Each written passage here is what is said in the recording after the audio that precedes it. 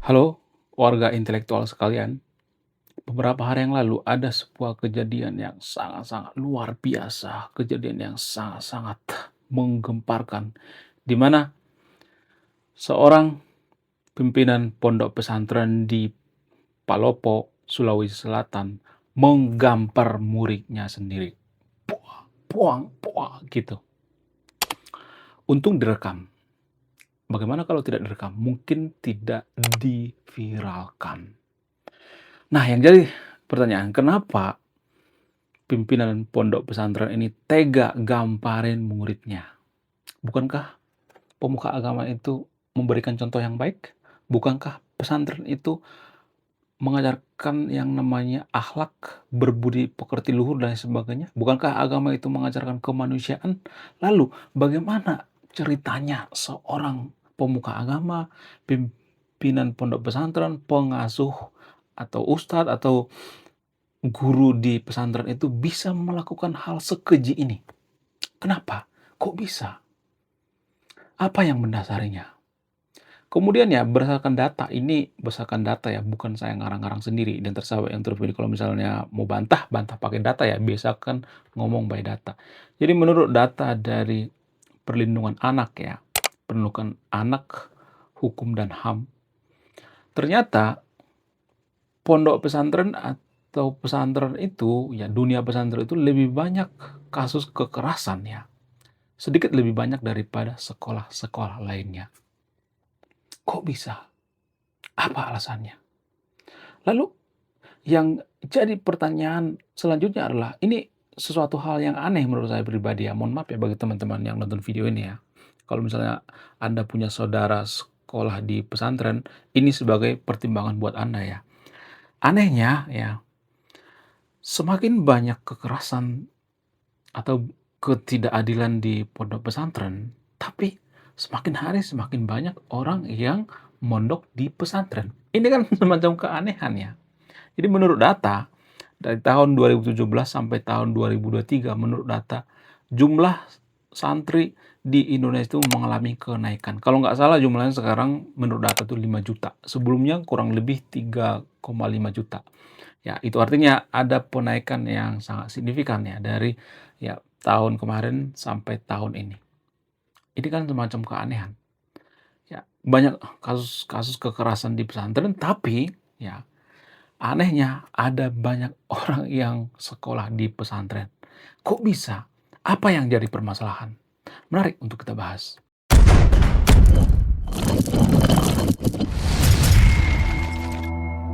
Kejadian yang terjadi di Palopo, Sulawesi Selatan itu sebenarnya bukan hal yang baru ya di dunia pesantren. Sudah sering kejadian seperti ini terulang ya di pondok pesantren. Bagaimana kronologinya? Kronologinya ketika korban tidak sengaja guys, tidak sengaja lupa menyalimi gurunya atau guru besarnya atau pemilik pondok pesantren. Lupa guys, bukan sengaja ya, lupa. Tapi ya, apa yang terjadi? Pimpinan pondok pesantren tersebut menggampar si murid. Wow, luar biasa. Kejadian itu bermula ketika selesai melakukan yang namanya sholat subuh di masjid. Jadi kejadian itu terjadi di masjid. Untung ada yang rekam. Coba kalau nggak ada yang rekam, pasti kejadian seperti ini akan terulang terus di pondok pesantren. Tapi disclaimer on ya, saya tidak menjelaskan semua pesantren seperti itu ya. Tapi menurut data, ada banyak kasus kekerasan terjadi di pesantren. Jadi kita tidak bisa menutup mata ya. Makanya kita tidak boleh terlalu fanatik dalam beragama. Kalau kita terlalu fanatik dalam beragama, kita biasanya akan ngeyel gitu. Oh, nggak mungkin. Nggak mungkin guru pesantren melakukan seperti itu. Nggak mungkin lah. Kenapa? Karena kita itu terlalu fanatik. Padahal pada faktanya, pada datanya, pesantren itu adalah produk budaya.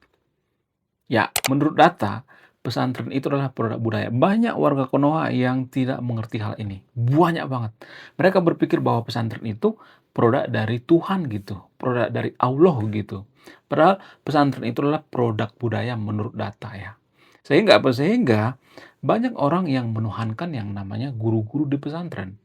Ya, ketika terjadi kejadian-kejadian seperti ini, maka biasanya ditutup-tutupi. Ya, mereka akan mengatakan, "Oh, ini aib, jangan dibongkarlah, ini kan aib.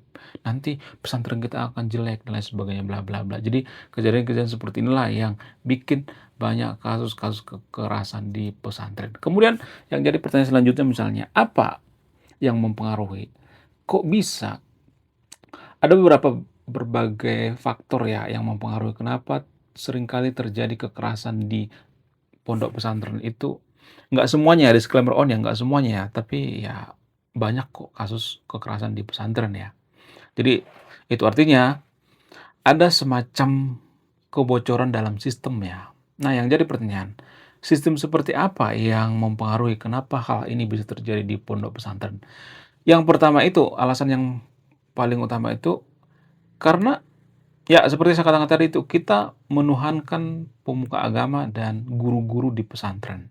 Kita menganggap bahwa pondok pesantren itu bagian daripada agama gitu, padahal pondok pesantren itu kan produk budaya, bukan produk agama. Jadi nggak ada hubungannya ya sebenarnya pesantren itu dengan agama. Justru asal muasal kenapa ada pesantren di Indonesia itu karena apa? Ini kan berhubungan dengan tradisi-tradisi daripada Nusantara. Di luar negeri nggak ada yang namanya mondok, nggak ada. Pesantren nggak ada di luar negeri, ya. Di negara tetangga juga nggak ada, di Filipina nggak ada, pondok pesantren. Di negara-negara muslim lainnya seperti di, eee, Dubai, Qatar, dan sebagainya nggak ada tuh istilah pondok pesantren, nggak ada. Jadi pondok pesantren itu asal muasalnya itu karena apa? Karena dipengaruhi oleh culture, budaya, tradisi kita. Tradisi dari abad zaman Hindu-Buddha. Jadi pada zaman Hindu-Buddha itu ada istilah mondok, tapi versi Hindu-Buddha ya. Jadi kalau kita jeli ya, kalau kita perhatikan banyak tuh ya, kalau misalnya ini belajar tentang agama Buddha itu, para biksu-biksu diasuh di mana, di asrama, ya mereka fokus belajar agama. Nah, inilah yang diadopsi oleh nenek moyang kita zaman dulu.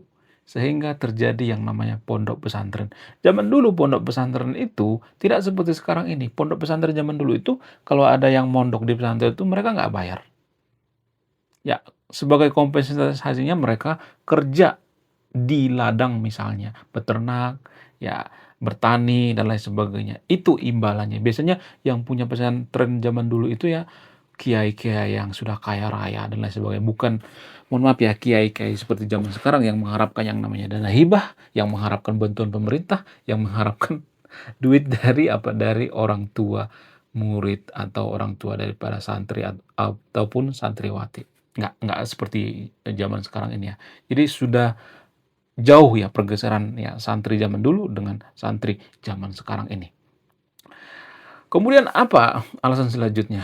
Alasan selanjutnya itu karena sistemnya yang tertutup ya. Jadi santri itu kan tertutup ya. Nah, karena tertutup, maka minim pengawasan dari pemerintah, minim pengawasan daripada orang tua, minim. Jadi yang terjadi di pesantren itu kita nggak tahu gitu, di pondok pesantren apa yang terjadi kita nggak tahu. Ya, minim pengawasan terhadap pesantren ini. Jadi kalau misalnya ada kejadian-kejadian misalnya yang ya seperti ini ya, maka tidak akan ter-up gitu.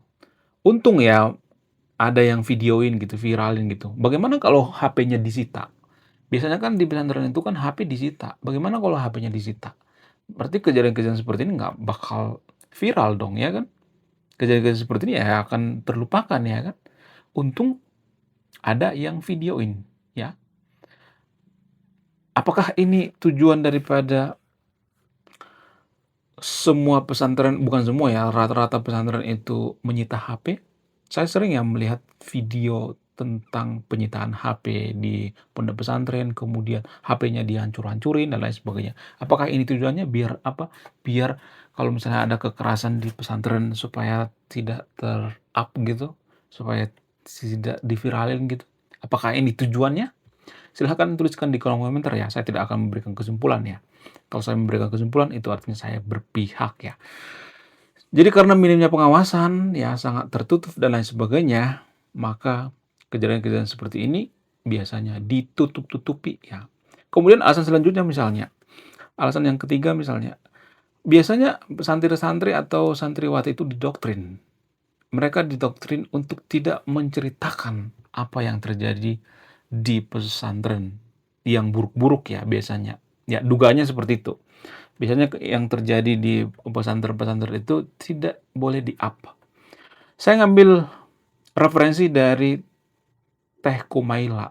Kumaila Hakimah, admin daripada Forbidden Question. Jadi dia pernah mengatakan di salah satu podcast ya, dia mengatakan waktu saya mondok itu, guru-guru saya mendoktrin saya itu untuk tidak memberitakan hal-hal negatif tentang pondok pesantren. Jadi ini semacam dogma atau doktrin.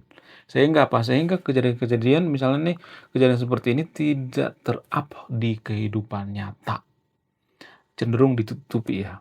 Kemudian alasan selanjutnya karena aib ya. Jadi kalau kita viralnya hal seperti ini kan, maka pesantrennya akan jelek dan ini disebut dengan aib. Biasanya ditutupi, ya kita kan satu agama, oh kita kan satu iman. Ngapain sih sesama agama kita harus ribut kalau ada hal seperti ini? Jangan diviralin dong ya. Walaupun ada guru yang menggampar gitu ya, menggampar sampai pingsan. Jangan diviralin dong. Ya, kita kan seagama ya. Biasanya ada dugaannya hal-hal seperti ini yang terjadi di pesantren di Konoha ya. Ini hanya di Konoha ya, bukan Indonesia ya, karena orang Indonesia itu anti kritik guys ya. Sedikit saja kita kritik, maka mereka akan kecang-kecang kelonjotan berjamaah. Semua yang saya katakan di video ini hanya terjadi di Konoha. Pesantren yang saya masuk itu adalah pesantren yang ada di Konoha, bukan di Indonesia. Alasan selanjutnya misalnya karena senioritas ya. Jadi senior di pesantren itu mereka biasanya sangat-sangat dihormati.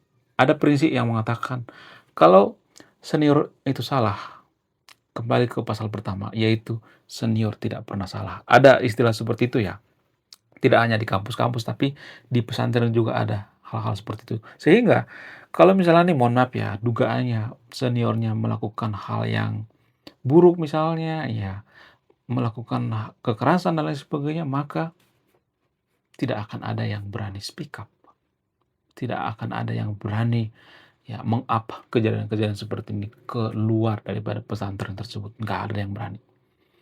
Mereka akan bungkam. Karena apa? Karena ini semacam tradisi. Itulah alasannya kenapa saya mengatakan bahwa kita tidak boleh terlalu fanatik dalam beragama. Jadi kalau hal seperti ini terjadi di pesantren-pesantren, ya sudah mendarah daging, sudah semacam tradisi, bagaimana cara menyelesaikan ini? Dengan cara apa? Dengan cara berpikir kritis. Kita jangan menganggap bahwa pesantren itu sesuatu hal yang sakral, suci, dan lain sebagainya. Nggak boleh seperti itu ya. Ya, dan pesantren yang saya masuk itu hanya terjadi di Konoha ya. Kenapa saya sering disclaimer? Karena warga Konoha itu anti kritik guys ya. Saya mengatakan seperti ini pasti banyak nanti yang ngujat saya, banyak yang ngata-ngatain saya. Saya di sini benar-benar netral ya. Saya tidak berpihak pada agama tertentu ya. Kalau kita bandingkan dengan agama lain misalnya seperti agama Buddha misalnya ya. Agama Buddha itu kan nggak seperti itu kalau kita perhatikan. Misalnya di asrama nih ya. Apakah ada terjadi kekerasan di sana? Enggak. Jarang sekali terjadi kekerasannya. Kalau misalnya ada yang mengatakan, "Mana ininya, oh ini kan mereka ada kekerasan kok tapi nggak mana datanya?" Harus ada data dong ya. "Oh di sekolah-sekolah Kristen juga ada terjadi seperti itu." Mana datanya? Harus ada datanya dong. Ya. Jadi semua yang saya katakan di video ini ada datanya. Di agama Kristen juga saya perhatikan jarang kok terjadi hal-hal seperti ini ya. Di asrama gitu, teman-teman saya banyak kok yang tinggal di asrama zaman dulu ya, waktu sekolah ya, sekolah Katolik ya. Katolik itu kan punya tradisi asrama ya, nggak ada tuh ya kejadian-kejadian seperti ini. Kejadian-kejadian yang tidak manusiawi, nggak ada tuh ya. Suster misalnya gamparin ya muridnya, nggak ada tuh ya. Guru-guru Kristen gamparin muridnya, nggak ada hal seperti ini ya. Kemudian alasan selanjutnya misalnya kenapa hal seperti ini sering viral di Konoha, apa alasannya? Karena media ya. Jadi media juga turut andil memviralkan hal seperti ini. Kenapa hal-hal seperti ini diviralkan? Apakah ini bagian daripada tendensius? Iya, saya harus mengakui. Karena apa? Karena pesantren itu mengambil embel-embel agama, mendompleng yang namanya agama. Jadi orang-orang berpikir, ya, kalau lu mendompleng yang namanya agama, lu harus bisa menjaga kesucian daripada agama itu. Jadi orang-orang berpikir bahwa ini semacam skandal ya, kalau terjadi hal seperti ini. Wow, kok bisa? nggak boleh gitu dong, pemuka agama nggak boleh gitu dan lain sebagainya. Jadi biasanya akan dihukum secara sosial ya. Hal seperti ini cepat viral karena apa? Karena ya salah pesantren itu sendiri, kenapa mereka mendompleng yang namanya agama. Kalau Anda mendompleng yang namanya agama, Anda harus siap menerima konsekuensinya, iya kan? Ada plus dan minusnya. Kalau misalnya nih ada yang mengatakan, "Oh, nggak semua pesantren seperti ini," saya juga tidak menjelaskan seperti itu ya. Tapi pada umumnya seperti itu ya. Kemudian yang jadi permasalahan selanjutnya misalnya kalau kita perhatikan ya, kalau boleh jujur ya, menurut data jumlah santri dari tahun ke tahun itu mengalami kenaikan. Walaupun guru gembul ya, saya pernah mendengar guru gembul mengatakan jumlah santri dari tahun ke tahun itu mengalami penurunan gitu. Tapi pada faktanya enggak kok. Tahun 2017 santri itu kurang lebih 3,7 juta ya. Sementara sekarang ini kurang lebih 5 juta. Itu artinya ada kenaikan. Jadi itu eh, pertanda bahwa semakin hari itu semakin meminati yang namanya sekolah pesantren. Nah, yang jadi pertanyaan, kenapa bisa seperti itu? Kan sudah ada kejadian-kejadian seperti ini sering viral dan sebagainya. Kenapa bisa seperti itu? Apa alasannya? Salah satu alasan yang paling mempengaruhi itu karena faktor ekonomi ya. Ya, saya harus mengakui bahwa di pesantren itu kan biayanya nggak terlalu mahal ya, nggak semahal seperti di sekolah-sekolah penabur misalnya, sekolah internasional misalnya, sekolah-sekolah swasta misalnya, sekolah-sekolah Kristen misalnya, ya sekolah-sekolah swasta lainnya misalnya. Jadi di pesantren itu cenderung lebih murah ya, kalau saya perhatikan. Nggak semuanya tapi ya, ada juga kok yang pesantren-pesantren yang elit ya. Seperti pesantrennya Panji Gumilang itu kan pesantren elit ya. Nggak semuanya ya, saya tidak menjalani semuanya, tapi pada umumnya seperti itu, lebih murah. Karena faktor ekonomi ya, ekonomi masyarakat kita itu ya terutama karena Covid kemarin ya, sehingga perekonomian kita itu kecekik lalu mau nggak mau harus menyekolahkan anak, ya di mana aja yang penting dapat ijazah gitu. Ya berhubung karena ijazah pesantren itu diakui di Indonesia, maka ya jalan satu-satunya adalah di pesantren. Kalau kita bandingkan dengan misalnya masyarakat yang lebih maju atau mungkin masyarakat yang menengah ke atas gitu ya, kalau saya perhatikan, sangat jarang menyekolahkan anaknya di pesantren. Saya nggak tahu apakah ini keanehan atau tidak. Menurut saya pribadi ya, kalau saya perhatikan itu ya, saya nggak tahu ini cuman perasaan saya atau enggak gitu. Kalau saya perhatikan orang-orang yang ekonominya itu cukup bagus ya, pengusaha misalnya, ya kalangan elit ke atas lah gitu ya, sangat jarang menyekolahkan anaknya di pesantren. Biasanya mereka menyekolahkan anaknya di sekolah internasional.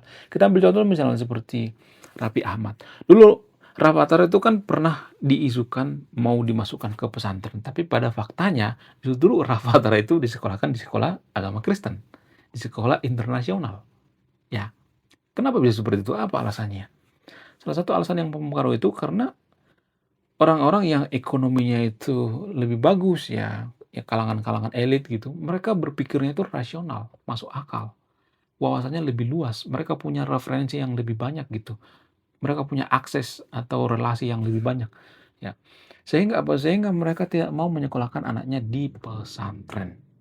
Disclaimer on ya, tidak semua pesantren itu buruk ya, ada juga yang bagus ya. Tapi pada umumnya ya pendidikan daripada pesantren itu sangat tertinggal kalau saya perhatikan. Karena apa? Karena mereka fokus belajar tentang agama, di mana agama ini ya nggak semua ya orang yang belajar agama itu jadi pemuka agama kan, nggak semua. Sementara kalau di sekolah internasional itu mereka belajar tentang yang relevan di zaman sekarang ini, ya itu yang mereka pelajari. Jadi ada harga, ada kualitas. Itu yang saya perhatikan ya. Rata-rata anak daripada artis, ya pejabat dan lain sebagainya. Bahkan Pak Jokowi itu menyekolahkan Gibran itu di luar negeri, guys. Di Singapura gitu. Saya tidak sedang memprovokasi yang nonton video ini untuk menyekolahkan anaknya di luar negeri ya, bukan ya. Tapi kita harus berpikir rasional gitu. Kita melihat dari sudut pandang yang berbeda gitu. Jangan hanya dari sudut pandang agama tok gitu ya. Kalau di Konoha kan gitu, ya mereka hanya melihat dari suatu sudut pandang. Pokoknya kalau anak saya disekolahkan di pesantren, saya masuk surga, titik segede gaban. Biasanya kan gitu ya. Justru kalau saya perhatikan ya, alasan selanjutnya misalnya kenapa eh, anak-anak di pesantren itu makin hari makin banyak itu karena orang tua berharap masuk surga. Jadi ada semacam doktrin, kalau anak saya sekolahkan di pesantren, maka saya akan dapat pahala, saya akan dapat, ya pokoknya dapat ganjaran di surga gitu. Ya, mereka akan disebut ahli surga dan lain sebagainya. Tapi ini kan semua nggak berdasar ya, nggak terbukti secara ilmiah ya. Kalau kita berpikir secara rasional misalnya, mana data yang mengatakan bahwa kalau misalnya kita menyekolahkan anak kita di pesantren, kita masuk surga? Apakah itu ada jaminan? Semuanya kan masih insya Allah kan? Insya Allah nanti ibu masuk surga. Insya Allah nanti ibu ahli surga. Insya Allah bapak nanti masuk surga. Insya Allah semua kan? Insya Allah itu kan belum pasti kan, masih 50-50. Itu artinya masih bisa dipertanyakan. Kalau 50-50 itu kan masih bisa dipertanyakan. Saya tidak sedang ya memprovokasi yang nonton video untuk tidak menyekolahkan anaknya di pesantren ya. Tapi mari kita berpikir secara rasional. Jangan berpikir secara dogmatis gitu. Mana data yang mengatakan bahwa kita ada jaminan masuk surga kalau anak kita masuk pesantren? Apakah surga itu bisa dibuktikan secara ilmiah? Saya tidak sedang memprovokasi yang nonton video untuk tidak percaya dengan surga ya, tapi saya melihat banyak orang korban daripada surga ini sehingga menyekolahkan anaknya di pesantren. Apakah surga itu bisa dibuktikan secara ilmiah? Nggak bisa. Ya, bukan berarti saya tidak percaya surga ya. Nanti banyak yang kejang-kejang, oh kamu anti agama, oh kamu nggak peduli dengan agama, oh kamu ateis ya, agnostik dan sebagainya. Justru ya guys, justru Kementerian Agama di Indonesia itu adalah kementerian nomor 2 paling korup di Indonesia. Bagaimana mungkin kita mengatakan orang yang beragama itu tidak korup? Justru orang yang tidak jujur itu orang yang tidak beragama itu sendiri. Quran dikorupsi di Indonesia guys. Jadi kalau ada yang mengatakan, oh kamu ateis, kamu agnostik. Jadi seakan-akan ateis atau agnostik itu jahat gitu. Ini pemikiran yang kurang rasional, pemikiran yang bodoh sekali gitu. Ya, makanya Konoha itu terpuruk karena apa? Karena kalau ada orang yang memberikan pandangan yang berbeda itu kita langsung dikotomi gitu. Kita langsung dihakimi gitu tanpa mendengarkan apa yang saya jelaskan gitu. Ya, biasanya seperti itu. Jangan berpikir seperti itu ya. Nggak boleh fanatik ya. Nggak boleh fanatik terhadap agama tertentu. Nggak boleh fanatik terhadap ideologi dan lain sebagainya. Nggak boleh ya. Belum tentu agnostik itu lebih jahat daripada orang yang beragama. Buktinya negara-negara maju kalau saya perhatikan negara-negara Nordik gitu ya, Skandinavia dan lain sebagainya, seperti negara Finlandia, Swiss dan lain sebagainya, mereka lebih jujur kok. Ya, angka korupsi mereka itu hampir zero ya, hampir nol. Ini data, bukan saya karang-karang sendiri ya. Jadi argumen yang mengatakan bahwa, oh kamu ateis, kamu jahat dan sebagainya, nggak semuanya seperti itu guys ya. Kita nggak boleh menghakimi seseorang itu dari pola pikirnya gitu, dari cara pandangnya ya. Saya tidak memaksa yang nonton video untuk tidak menyekolahkan anaknya di pesantren ya. Tapi pada faktanya kalau saya perhatikan ya, justru kita banyak korban daripada iming-iming surga gitu. Padahal surga itu kan nggak terbukti secara ilmiah. Surga itu kan tempat. Kalau tempat itu kan berwujud. Harusnya tempat atau yang berwujud ini kita bisa buktikan, oh tempatnya di sini nih ya. Oh tempatnya di sini kan pada faktanya nggak ada tuh yang bisa membuktikan bahwa surga itu ada. Coba cek data, kasih data yang lebih masuk akal ya. Oke, sekian video ini ya. Maaf ya saya sedang memprovokasi Anda yang nonton video ini ya, memprovokasi cara berpikir Anda. Ya. Ada pepatah kuno yang mengatakan, semua yang kita serap dalam pikiran kita, semua yang kita pelajari itu bisa di-uninstall kembali gitu. Ya, bisa direvisi kembali gitu pola pikir kita. Semoga pola pikir kita semakin hari semakin maju ya. Tujuan saya itu baik ya, dan semua yang saya katakan di video hanya terjadi di Konoha ya, bukan di Indonesia. Sekian video ini, terima kasih sudah menyimak dan memahami. Saya kaum intelektual, salam rasional.